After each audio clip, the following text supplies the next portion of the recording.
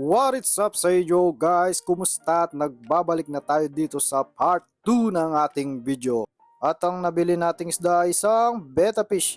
Tama po kayo, betta fish po mga kaibigan.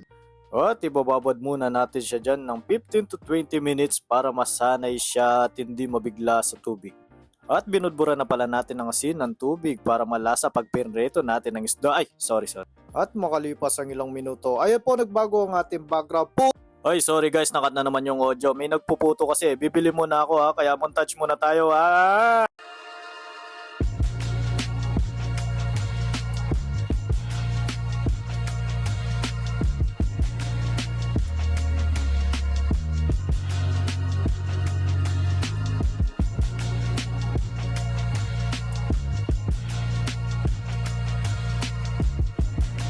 So yun guys, tatapusin ko na dito ang video. Abangan nyo lang ako sa part 3 at marami pa tayong plano sa betta fish na to. Salamat!